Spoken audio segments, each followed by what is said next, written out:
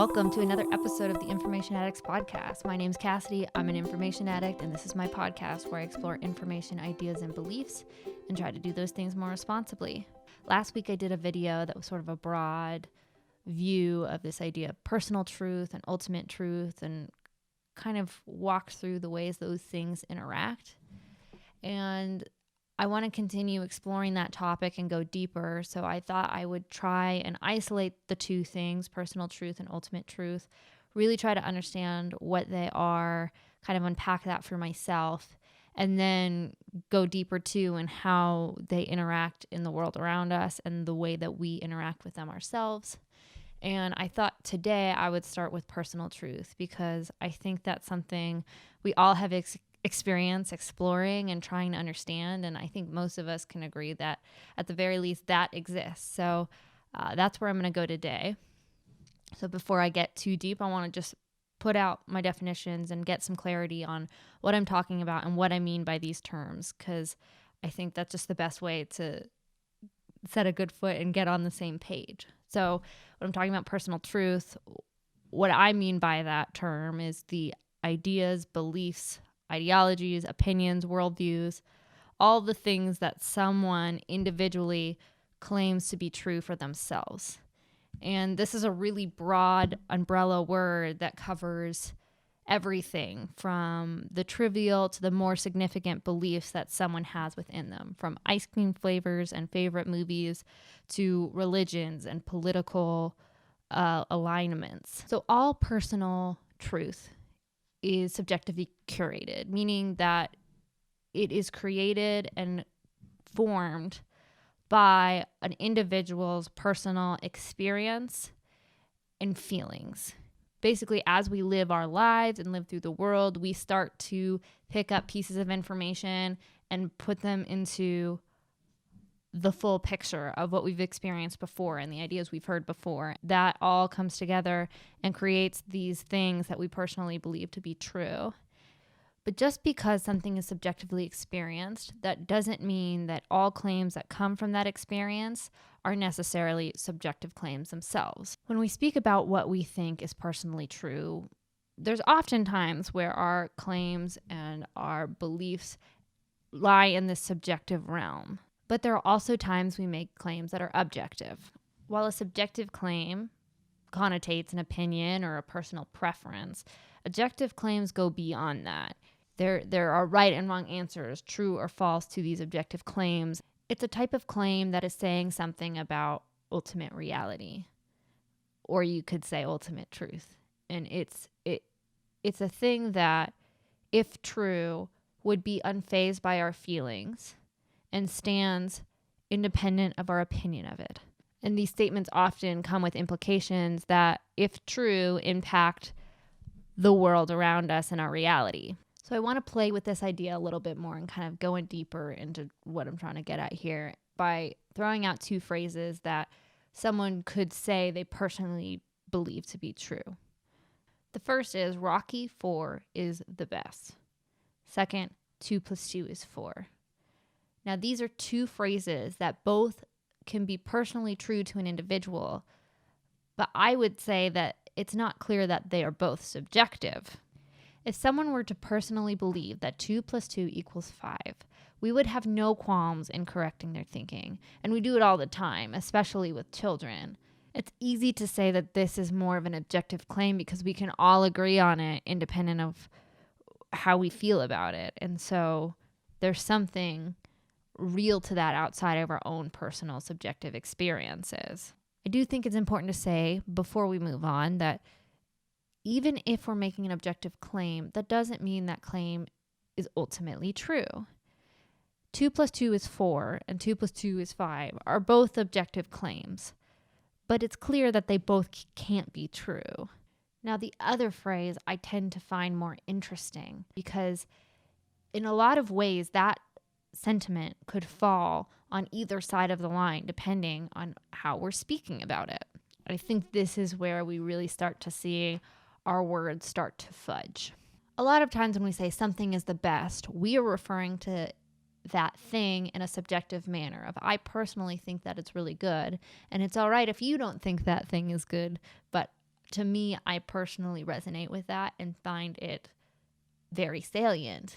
On the other hand, someone might be using this to indicate this film is at the top of some kind of hierarchy, saying it's the best film out of all films, and they're using some sort of objective standard to make that claim.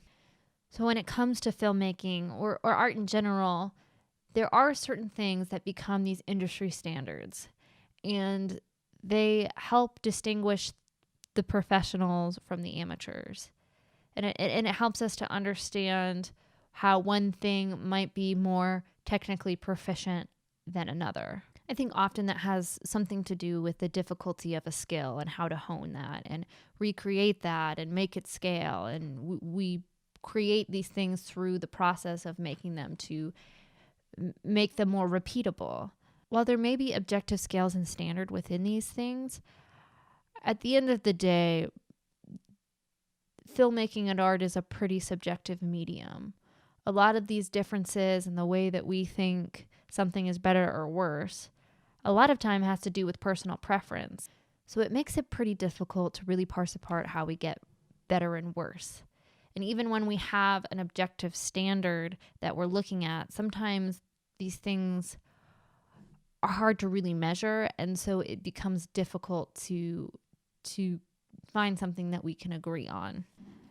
So it's one thing to look at something on opposite ends of the scales and see the stark comparison and have some identification that there's something different, whether in skill or ultimate creation.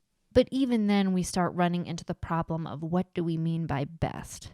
I think oftentimes the end goal of what is best depends on what we're using it for, what situation we're in, how do we cultivate those things? And someone might find something that is really poorly made to be their favorite thing because of some sentimental value that it holds. And so therefore their best has nothing to do with the technical skill or experience a filmmaker has or an artist has to construct this thing.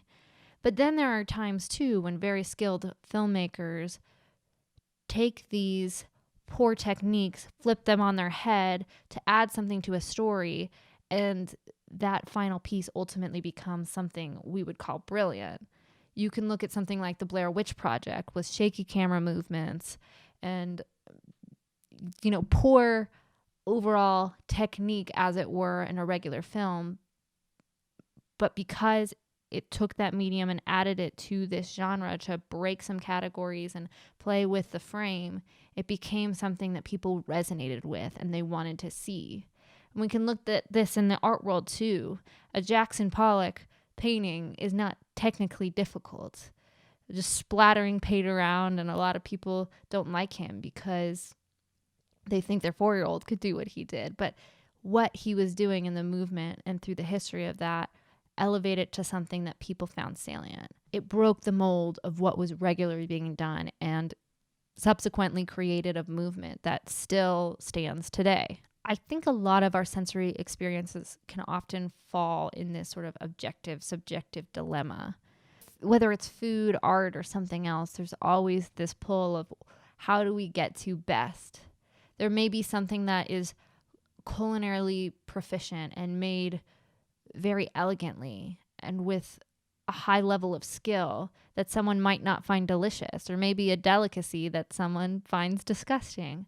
And sometimes the best meal are not in 5-star tablecloth restaurants, but in your own homes, in your own communities with the people that you love. There may be smells that we can all agree are objectively unappealing, maybe like gasoline or cigarette smoke, yet there are certain times where those smells become nostalgic and the individual experiences within them create a different perspective of how we see those as good or bad. My point in saying all of this is to acknowledge that there is this tricky balance in the way that we operate in the world and the way that what we believe to be true and how the world actually is come together in reality. Our subjective sense makers really start to complicate the equation. I think there's some things we can all agree on act in these objective categories. For example, mathematics and, even science, history, and economics. Usually we find those to be things we can point to and call them objectively true. Then there's things like philosophy or psychology that most people hold to be true, but there's a lot of misunderstandings and questions about the way those work. It's not quite as clear to us as some of these other modes.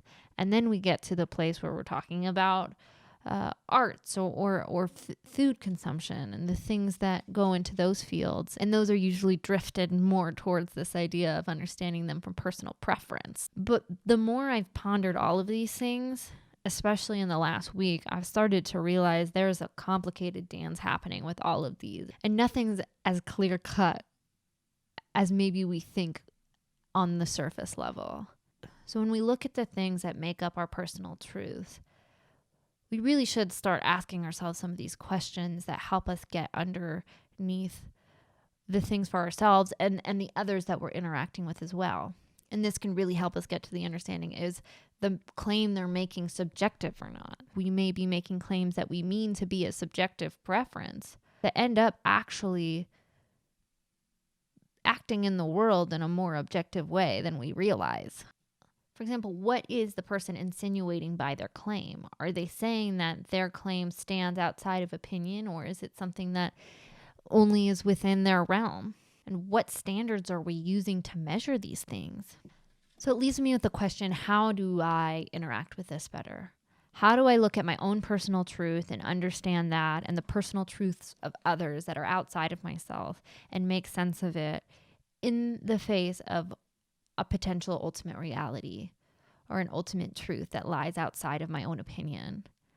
How do I stop and decipher between the things that are merely personal preferences and things that are bigger than what I can see?